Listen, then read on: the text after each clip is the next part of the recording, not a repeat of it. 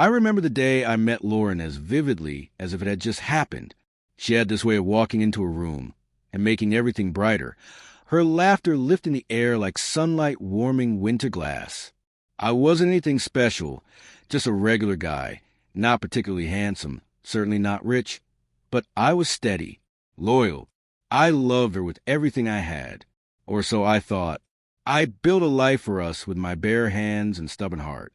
A warm home, a future mapped with care, a life where she'd never have to worry or want. But the truth is, sometimes love isn't armor enough. Sometimes, no matter how much you pour into someone, they still go thirsty elsewhere. The fractures came subtly, the way a foundation begins to shift before the walls ever show it. A missed dinner, a forgotten kiss. Lauren had just started a new job at a marketing firm and dove into it with fire. She spoke of her co-workers often, mostly women, she'd say, but one name kept resurfacing like a tide that wouldn't recede. Jason. Jason thinks this. Jason said that. Jason knows a great sushi spot. I brushed it off at first. Why wouldn't I? We were married. We had exchanged vows, stood beneath a sky full of promise. I trusted her, but then the late nights piled up like unanswered questions. Her phone never left her hand. She began dressing differently, carefully, like every morning was a runway walk she had to win. The signs were there, unmistakable now. But I buried them beneath the weight of hope. That's what love does, doesn't it? It teaches you to lie to yourself gently, even as the truth cuts you open from the inside. Everything broke on a quiet Saturday. She'd gone out with some friend for brunch, and I stayed behind to tidy the house. Her tablet was sitting on the counter, screen flickering to life with a soft buzz. She hadn't locked it. One message blinked on the screen, like a snake lifting its head. Jason, can't stop thinking about last night. When can I see you again? I stared, paralyzed. My heart, thunder like something wild, had been let loose in my chest. My hands trembled as I tapped the screen. The rest of the messages were there, weeks and months of them, each one a blade, each one twisting deeper. Words of affection, secrets shared, stolen nights. All while she was still telling me Jason was just a friend, just a colleague. She came home that evening, the front door closing with a soft thud of someone unaware their world had ended. Her eyes locked onto the tablet, sitting open on the kitchen table.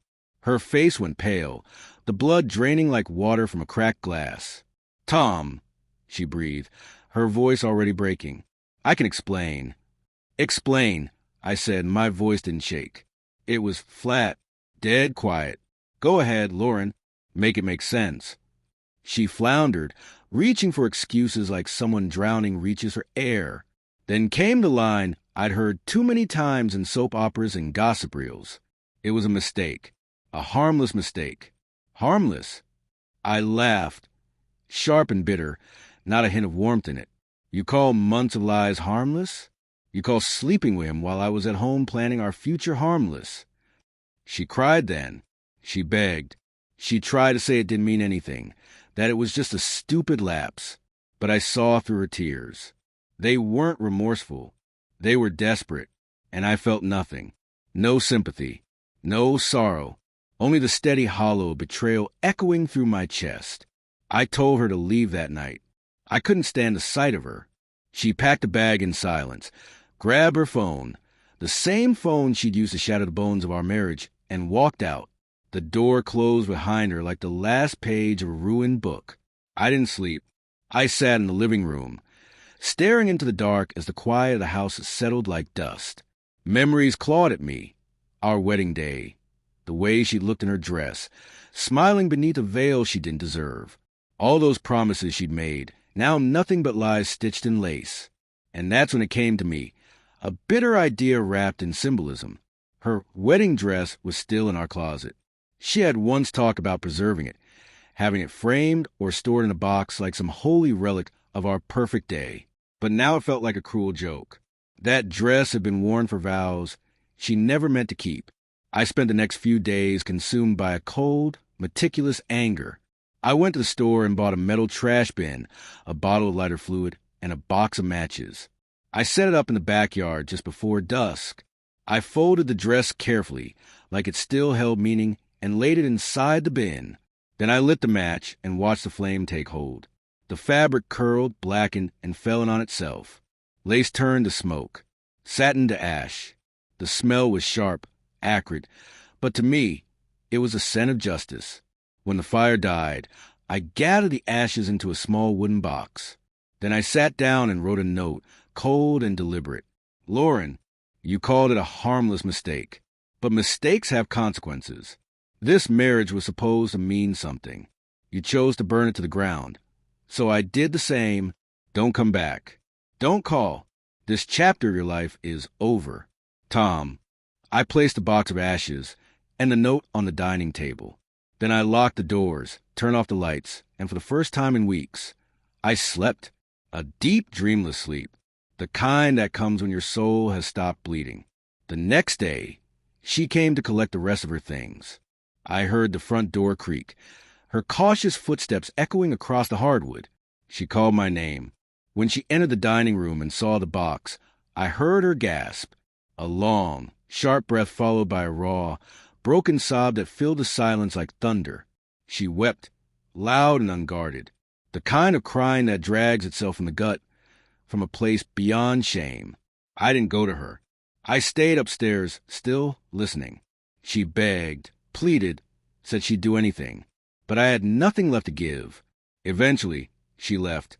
The door slammed behind her like a period at the end of a sentence I would never reread. She never came back. In the weeks that followed, I focused on piecing myself back together.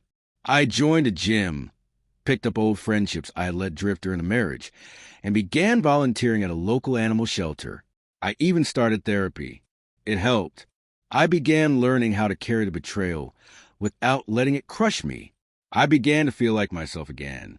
Or maybe someone better than I'd ever been. I heard through mutual friends that Lauren's life had unraveled. Jason dumped her not long after everything came to light. Apparently, the same man who helped to destroy a marriage didn't find loyalty in her betrayal. She moved into a cramped apartment across town and was barely holding it together. I thought maybe I should feel sorry for her, but I didn't. I felt relief. One crisp morning, months later, I ran into her at a coffee shop. She looked tired, her face dulled by regret and sleepless nights. She smiled faintly, tried to speak, tried to say sorry one more time. But I cut her off gently, my voice steady and clear. Lauren, I said, I've moved on. You should too. And then I turned and walked away, leaving her and all the wreckage she brought exactly where it belonged, behind me. Sometimes life doesn't hand you closure. Sometimes you have to build it yourself, one scorched memory at a time. That fire, that note, the silence that followed, they were my way of reclaiming control, of drawing a hard line between who I was and who I would no longer be. And as I look forward now, I carry one,